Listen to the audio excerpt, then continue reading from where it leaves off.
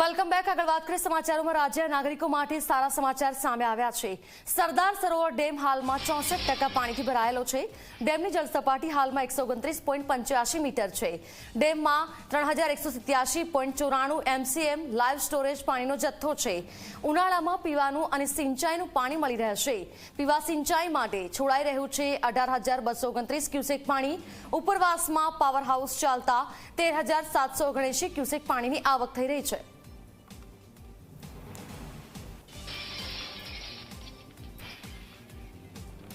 સંવાદદાતા જયેશ મારી સાથે ફોનલાઈન પર જોડાયા છે। જયેશ, રાજ્યના તમામ નાગરિકો માટે સારા સમાચાર। સરદાર સરોવર ડેમમાં હાલ 64% પાણીથી ભરાયેલો છે। ધારા ચોક્કસ કહી શકાય કે ગુજરાત માટે ખૂબ જ સારા સમાચાર કહી શકાય કે આ વખતે જે ઉપરવાસમાં સારો વરસાદ થયો ઉપરાંત ઉપરવાસના જે ઓમકારેશ્વર અને ઇન્દિરા સાગર બંધ છે તેમાં હજી પણ સતત વીજ ઉત્પાદન ચાલુ છે અને તેને કારણે પાણીની ઘણી સારી આવક કહી શકાય।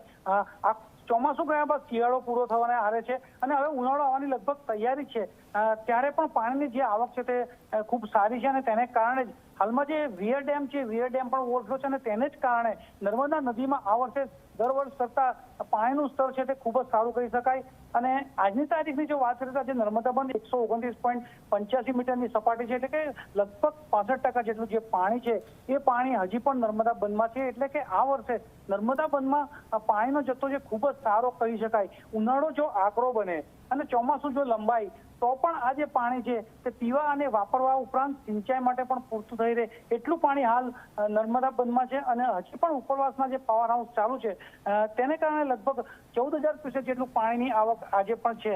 અને જો વાત કરીએ તો જે પાણીનો જથ્થો છે તે લગભગ 3187.94 MCM મિલિયન ક્યુબિક મીટર પાણીનો લાઈવ જથ્થો હાલ છે। એટલે કે ઉનાળો આકરો થાય તો પણ આ પાણી ગુજરાત માટે પૂરતું કહી શકાય। જી બિલકુલ, આભાર આપનો જયેશ તમામ જાણકારી માટે।